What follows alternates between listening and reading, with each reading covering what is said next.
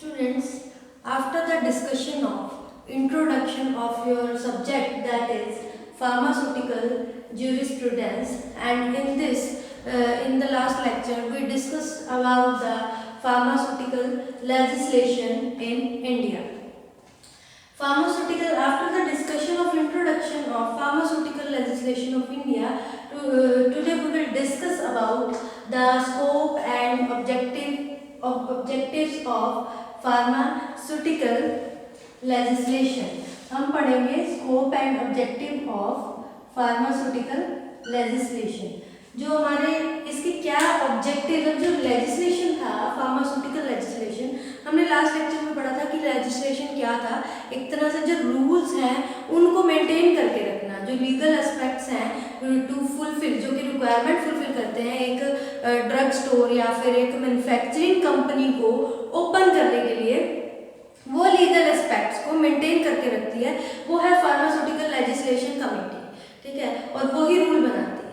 अब हम बात करें कि उसकी क्या स्कोप है, ये फार्मास्यूटिकल लेजिस्लेशन की क्या ऑब्जेक्टिव, मतलब कि इसकी रिक्वायरमेंट क्यों पड़ी, किस लिए, ताकि जो पेशेंट है वो जो ड्रग रिसीव कर रहा है, ठीक है, उसको इंश्योर करना। ठीक है, कुछ चीजें हैं जो कि बहुत इंपॉर्टेंट है कि जैसे to ensure the required quantity. सबसे पहली बात कि जो भी ड्रग्स मैन्युफैक्चर कर रहे हैं या फिर ड्रग स्टोर ओपन कर रखा है, किसी ने मेडिकल स्टोर ओपन किया हुआ है, तो उसके रिगार्डिंग बहुत सी चीज़ें ऐसी है कि वो उसकी मैन्युफैक्चरिंग को और उसकी जो सप्लाई है और उसकी डिस्ट्रीब्यूशन है उसको रेगुलेट करना, उसके लिए बहुत ज़्यादा ज़रूरी है ये फार्मास्यूटिकल लेजिस्लेशन। तो हम इसकी बात करें क्यों रिक्वायर्ड है, वाई फार्मास्यूटिकल लेजिस्लेशन, क्यों इसकी रिक्वायरमेंट पड़ी। तो इसके लिए यही है कि सबसे पहले टू रेगुलेट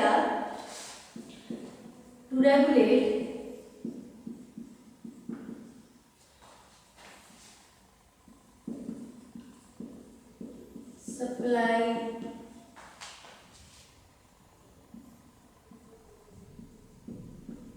मैन्युफैक्चरिंग, ठीक है, जो मैन्युफैक्चरिंग कर रहे हैं ड्रग्स को, ठीक है, या सप्लाई कर रहे हैं, या फिर distribution of quality of drug, distribution of quality of drugs, इसको रेगुलेट करने के लिए। ठीक है, अब ये कैसे रेगुलेट हो सकता है, इसमें जैसे जो पेशेंट है, इसको ये रिक्वायरमेंट इसलिए पड़ी ताकि जो पेशेंट है उसको इंश्योर कर सके कि वो रिक्वायर्ड क्वांटिटी है वही उसको पेशेंट को मिले। ऐसा नहीं है कि मेडिकल स्टोर पे गया हो क्या, या फिर कोई भी जब कंपाउंडिंग या डिस्पेंसिंग की प्रिस्क्राइबर ने लिखी है 500 mg, तो ऐसा नहीं कि वो 300 mg दे देगा या फिर उसको इंक्रीज करके 1000 mg दे देगा, वो चीज़ नहीं है। ठीक है, उसकी इंश्योरिटी के लिए, क्योंकि उसके लिए भी लॉज बने हुए हैं, जो लेजिस्लेशन है फार्मास्यूटिकल, हर चीज़ में जो प्रिस्क्राइब डोज है उसके अकॉर्डिंग ही डोज देनी पड़ेगी। और क्या है कि इंश्योर करें about the testing of the drug. कोई भी ऐसी ड्रग है वो मार्केट में तब तक नहीं आएगी जब तक उसकी प्रॉपर टेस्टिंग ना हो जाए। क्योंकि देखो, कोई भी अगर मान लो किसी ने नई कोई रिसर्च की है, किसी कंपनी के थ्रू नई किसी ड्रग की रिसर्च कर दी, ठीक है, अब उस ड्रग की रिसर्च होने के बाद उसकी सैम्पलिंग होगी, ठीक है, सैम्पलिंग होने के बाद उसकी टेस्टिंग होगी, सैम्पलिंग हो गई, टेस्टिंग होगी, वो सारे टेस्ट पास करेगा, चाहे वो एनिमल टेस्ट है या फिर क्वालिटी कंट्रोल है, सारे टेस्ट पास करने के बाद फिर ही वो मार्केट में लॉन्च होगी। ठीक है, लेकिन अगर वो उससे पहले मार्केट में लॉन्च हो रही है तो it means it will against the rule और रेगुलेशन, जो कि लॉ और रूल और रेगुलेशन के अगेंस्ट है। क्योंकि जब भी कोई मेडिसिन है वो बनती है, उसकी सैम्पलिंग होती है, उसकी टेस्टिंग होती है, उसके पीछे क्या मोटिव होता है, ताकि उसके सारे जो इफेक्ट्स हैं, चाहे वो पॉजिटिव इफेक्ट्स हैं चाहे वो नेगेटिव इफेक्ट्स हैं, उसको देखकर तभी वो मार्केट में लॉन्च होती है, अदरवाइज वो लॉन्च नहीं होती। ठीक है, तो ये इंश्योर करना अकॉर्डिंग टू ये लेजिस्लेशन के अकॉर्डिंग भी यहाँ भी क्यों जरूरत पड़ी, ताकि हर कोई जो इस तरह से अगर ये रूल रेगुलेशन ना बनाओ तो हर मैन्युफैक्चरिंग कंपनी अपना कोई भी नया प्रोडक्ट है वो जब मन करा प्रोडक्ट बनाया वो लॉन्च कर देगी। ऐसा नहीं होना चाहिए, ठीक है। तो इस रूल और लॉ के अकॉर्डिंग जो लेजिस्लेशन है उसको मेंटेन करने, उसके लॉ और रूल्स को मेंटेन करने के लिए ये बनाया गया, ताकि कोई भी किसी भी तरह की कोई ड्रग है उसकी पहले टेस्टिंग होगी, तब ही वो मार्केट में लॉन्च होगी। टेस्टेड ड्रग ही मार्केट में लॉन्च होगी, ठीक है। To ensure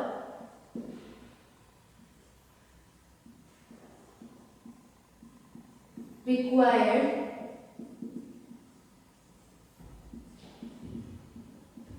quantity of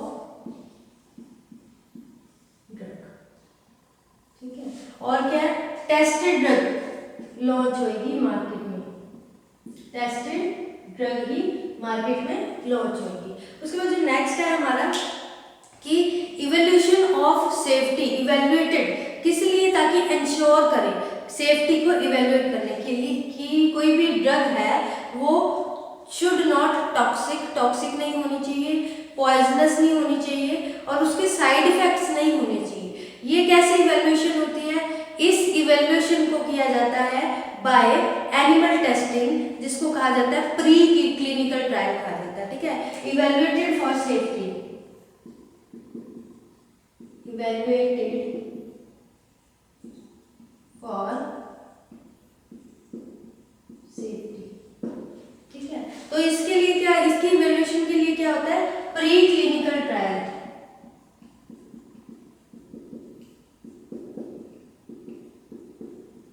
on animal,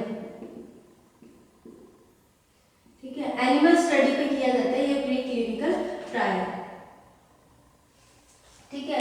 तो कोई भी आप देखते हैं जिसको एनिमल स्टडी करते हैं, किसी भी फॉर्मुलेशन को पहले उसकी टेस्टिंग हुई, सैम्पलिंग हुई, हर तरह के टेस्ट को पास कर लिया उसने, ठीक है। अब उसकी सेफ्टी को चेक करने के लिए, इवैल्यूएट करने के लिए, डिटेक्ट करने के लिए क्या किया जाएगा, प्री क्लिनिकल ट्रायल किया जाएगा, ठीक है। क्योंकि ये एथिक्स में ये जो रूल्स हैं इसके उसमें लिखा गया है कि कोई भी नई ड्रग है उसकी मैन्युफैक्चरिंग, क्योंकि हम क्या कर रहे हैं, क्यों बनाया गया, ताकि मैन्युफैक्चरिंग हम रेगुलेट कर सके, इसको मैन्युफैक्चरिंग को रेगुलेट करने के लिए हम क्या करेंगे, टेस्टिंग, जो ड्रग है उसकी टेस्टिंग करी हमने, सैम्पलिंग करी उसकी, ठीक है, कि हाँ भाई उसने सारे जितने भी टेस्ट है वो सब पास कर लिए।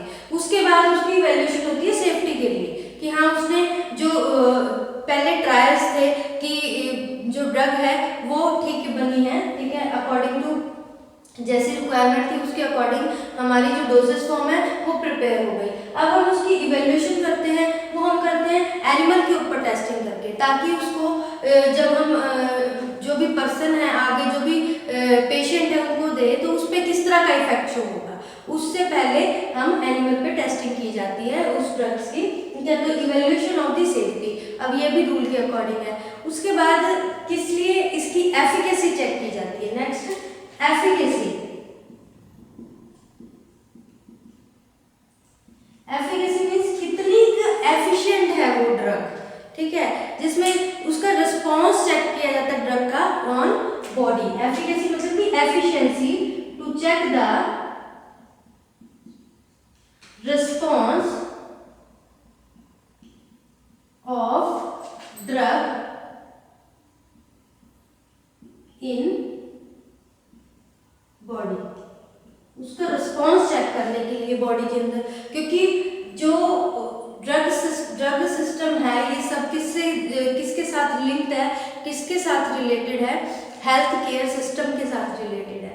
तो कोई भी हेल्थ केयर सिस्टम के साथ कुछ ऐसा ना हो, सब जेन्युइन वे से हो, तो इसलिए ये फार्मास्यूटिकल लेजिस्लेशन बना है।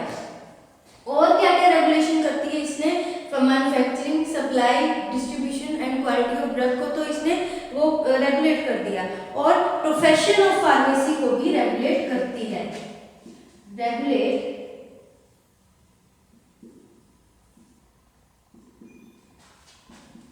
प्रोफेशन ऑफ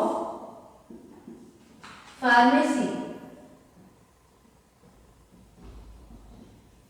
जो फार्मेसी का प्रोफेशन है उसको कैसे रेगुलेट करती है भी, किस तरह हर कोई अपना कहीं से भी कुछ भी डिग्री या डिप्लोमा लेकर अपनी वो खोल लेगा। तो इसमें सबसे पहले उसको अपना जो डिप्लोमा या फिर डिग्री के बेस पे खुद को रजिस्टर्ड करवाना पड़ेगा स्टेट काउंसिल में, ठीक है। वहाँ पे रजिस्टर्ड करवाने के बाद ही उसमें सारी चीज़ें डिटेल आएंगी कि हाँ भाई क्या एजुकेशन क्या है, ठीक है, ट्रेनिंग हुई है या नहीं हुई, ठीक है, एड्रेस क्या है। फिर उसको रजिस्टर किया जाएगा 5 साल के लिए। फिर उसके बाद जो रजिस्टर्ड है उसको भी आगे के आगे रिन्यू करवाना पड़ेगा जो भी उसका लाइसेंस है, क्योंकि जब वो रजिस्टर्ड हो जाएगा तब उसको लाइसेंस इशू हो जाएगा। वो उस लाइसेंस के बेस पे वो ड्रग स्टोर ओपन कर सकता है, ठीक है। वैसे ही अगर इंडस्ट्री लेवल पे है, मैन्युफैक्चरिंग का है, तो उसमें भी एक्सपीरियंस होता है। उस एक्सपीरियंस के बेस पे, ठीक है, और जो भी क्वालिफिकेशन है, ठीक है, क्वालिफिकेशन, वर्किंग एक्सपीरियंस, ये सारी चीजें जो भी डाटा रिक्वायर्ड है, जो भी लीगल एस्पेक्ट्स रिक्वायर्ड है to fulfil to open manufacturing unit, एक मैन्युफैक्चरिंग यूनिट को ओपन करने के लिए जितने लीगल डॉक्यूमेंट्स रिक्वायर्ड है वो एस्पेक्ट्स पूरे होंगे, तब ही वो अपना जो भी बिजनेस है, चाहे वो मैन्युफैक्चरिंग में है या फिर ड्रग स्टोर ओपन करना है, वो ओपन कर सकता है। तो हम इसमें कह सकते हैं to regulate the profession of pharmacy. जो क्यों बना फार्मास्यूटिकल लेजिस्लेशन, ताकि वो रेगुलेट कर सके किसको, जो फार्मेसी का प्रोफेशन है उसको रेगुलेट कर सके, ठीक है। और क्या, to promote the indigenous research technology. किस लिए बना, to promote the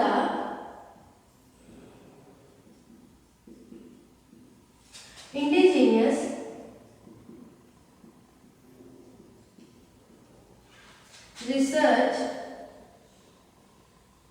research technology. इसको प्रमोट करने के लिए, ठीक है, know how to manufacture the drugs, भी कैसे हम मैन्युफैक्चर कर सके, ठीक है, know how to manufacture drugs, ठीक है। तो इसलिए बना ताकि पहले जो भी थी ईस्ट इंडिया कंपनी, क्योंकि आपको इसकी हिस्ट्री में भी बताया था मैंने थोड़ा सा कि पहले आयुर्वेदिक सिस्टम था, आयुर्वेदा के बाद फिर जो डेवलपमेंट हुई एलोपैथी की, जब कन्वर्जन हुई आयुर्वेदा से एलोपैथी के अंदर, ठीक है, कन्वर्जन भी नहीं हुई, आयुर्वेदिक की अपनी जगह है, और उसके बाद एलोपैथी के ऊपर मूव ऑन हो गए।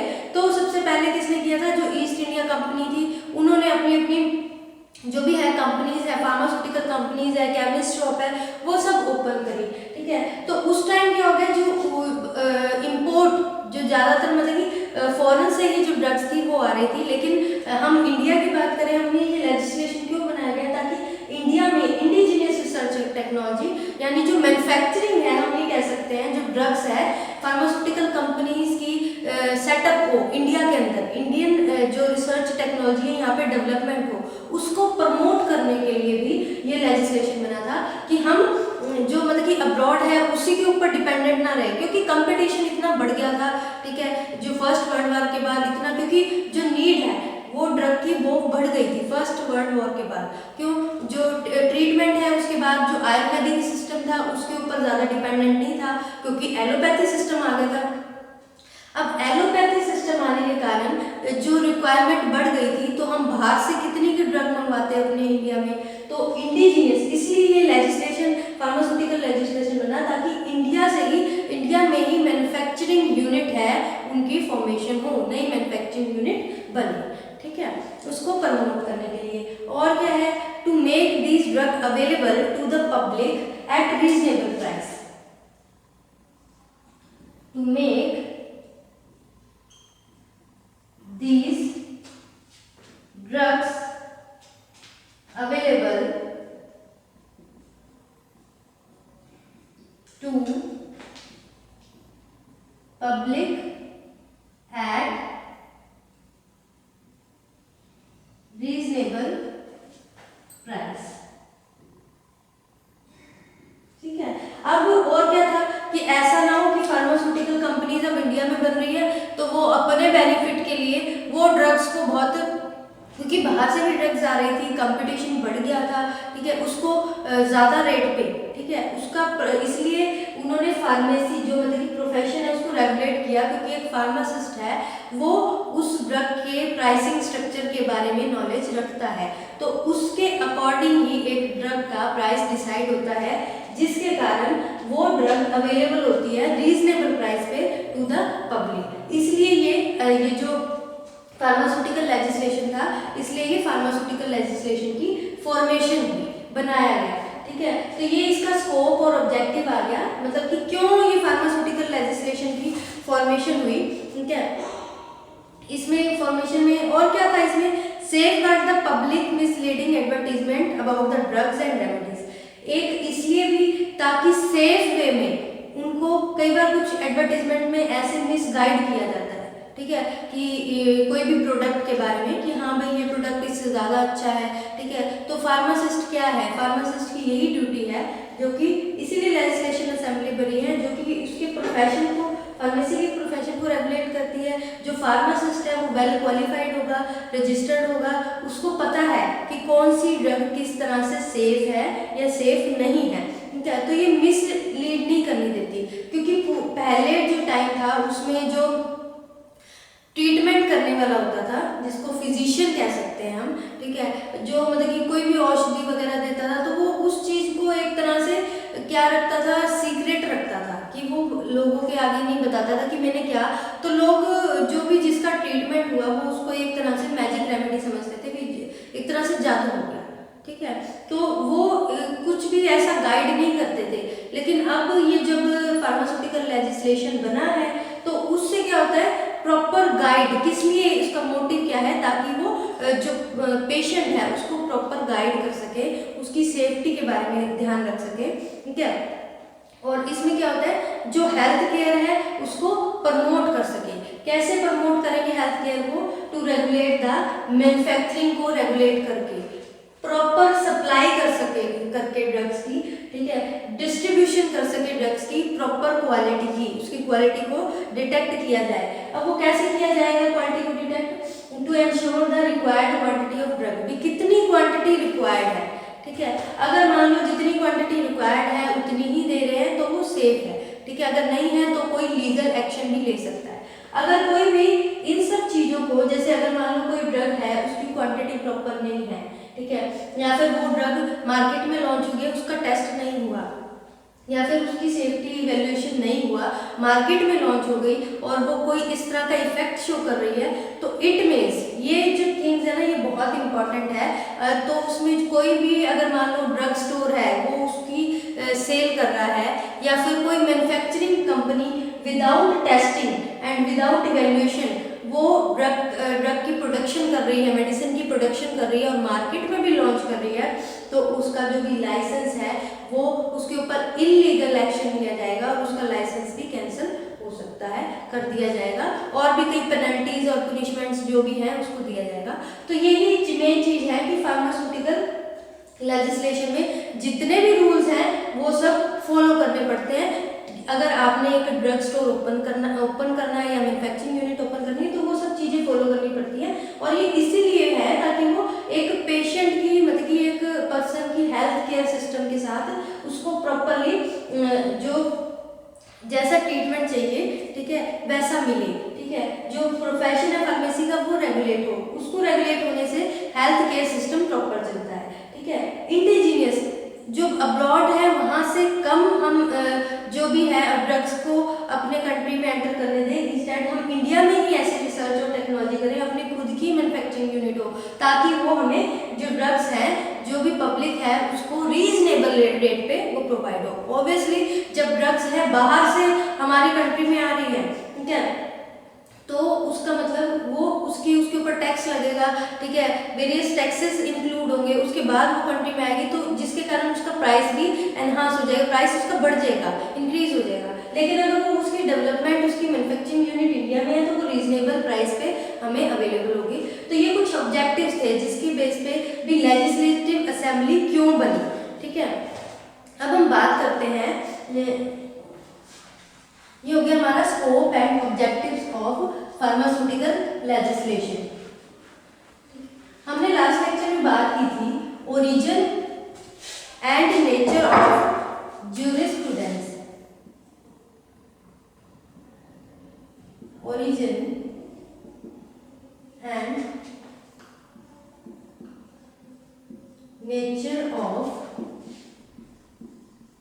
जूरिस्प्रूडेंस। ठीक है, तो इसमें आपको कुछ कंपनीज के वो लिखवाए थे मैंने कि पहले आरएमएल सिस्टम था, उसके बाद 1811 में, ठीक है, ईस्ट इंडिया कंपनी थी, उसने क्या केमिस्ट शॉप खोली थी कोलकाता में। ईस्ट इंडिया कंपनी, इन्होंने क्या किया था, पहली केमिस्ट शॉप ओपन की थी। ठीक है, उसके बाद Mister Smith Stanistreet, Mister Smith Stanistreet, इन्होंने क्या किया था, इन्होंने 1821 में अपनी एक फार्मास्यूटिकल कंपनी ओपन की थी। ठीक है, और ये जो ईस्ट इंडिया कंपनी थी, इन्होंने ये मिस्टर बैथगेट ने ओपन की थी, मिस्टर बैथगेट। और 1901 में इन्होंने क्या किया, इन्होंने टिंचर्स बनाने स्टार्ट किए 1910 में। ठीक है, manufacturing of tinctures and spirit, इसकी मैन्युफैक्चरिंग की। उसके बाद जो आई P C Roy, sir P C Roy, इन्होंने क्या किया, इन्होंने बंगाल केमिस्ट फार्मास्यूटिकल वर्क्स खोला, बंगाल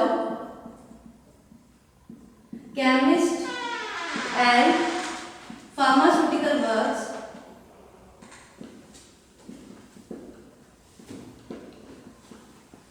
ये ओपन किया। उसके बाद इन्होंने जो प्रोफेसर टी के गज्जर थे, उन्होंने एलम्बिक केमिकल वर्क्स ओपन किया बड़ौदा में 1908 में। तो ये कुछ हम कह सकते हैं आफ्टर इंडिपेंडेंस, कुछ इंडिपेंडेंस से पहले जो कि ब्रिटिश थे उन्होंने ओपन की थी। बाकी थे वो हमारे जैसे पीसी रॉय थे, ये पहली केमिकल जो शॉप थी हमारे यहाँ ओपन हुई थी। उसके बाद गज्जर,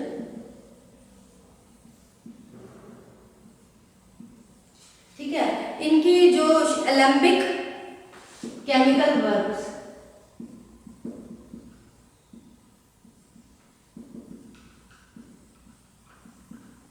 ये ओपन की।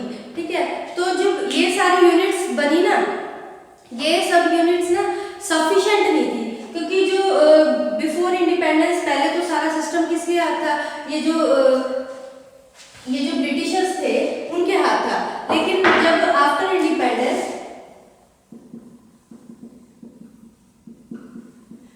इंडिपेंडेंस जब ये पीसी रॉय इन्होंने बंगाल में कैलकाटा में सबसे पहली जो फार्मास्यूटिकल वर्क्स खोली, और इन्होंने क्या होता है टी के गज्जर ने बड़ौदा में खोली थी, बड़ौदा में ओपन की अपनी एलम्बिक केमिकल वर्क्स। ये सब क्या है, फुलफिलमेंट नहीं कर रहे थे जो भी इंडिया की नीड थी। ठीक है, तो ज़्यादा मेडिसिन की रिक्वायरमेंट होने लगी, तो वो सब कहाँ से, हमारे अब्रॉड से इंपोर्ट होने लगी, जैसे यूके हो गया, फ्रांस हो गया, जर्मनी, वहाँ से इंपोर्ट होने लगी। ठीक है, फर्स्ट वर्ल्ड वार के बाद इसकी जो रिक्वायरमेंट है वो और बढ़ती गई।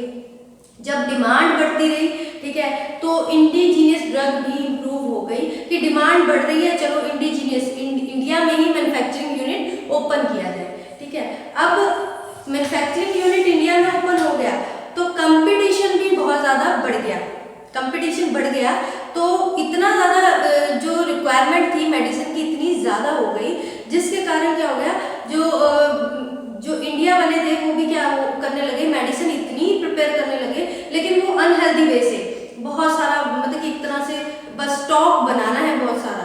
ठीक है, स्टॉक बना रहे थे, इंफीरियर क्वालिटी की, ये नहीं देख रहे थे कैसी बन रही है, इंफीरियर सब स्टैंडर्ड क्वालिटी, और इवन कि वो हार्मफुल ड्रग्स भी बना रहे थे। बस उनको ये था कि हम अब बहुत सारा कंपटीशन बढ़ गया है, हमने रिक्वायरमेंट फुलफिल करने के लिए ड्रग्स को मैन्युफैक्चर करो।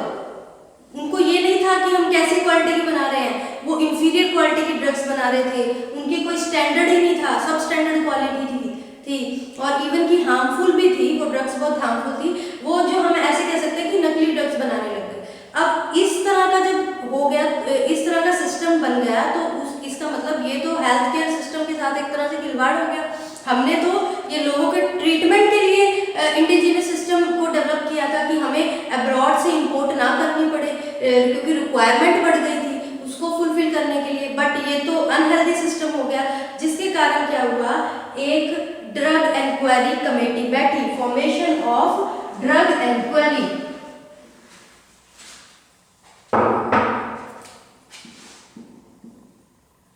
Formation of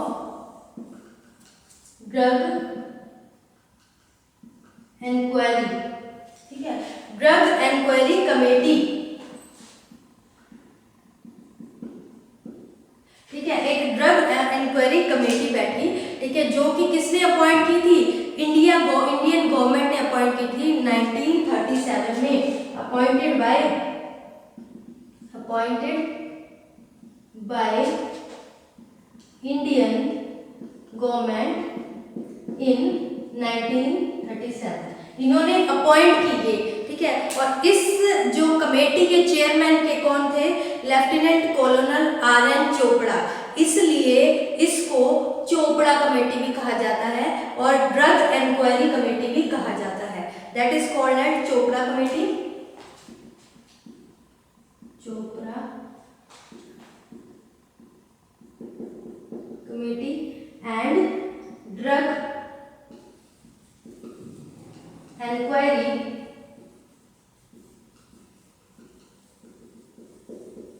committee, Chopra committee और ड्रग इंक्वायरी कमेटी भी इसको कहा जाता है, ठीक है।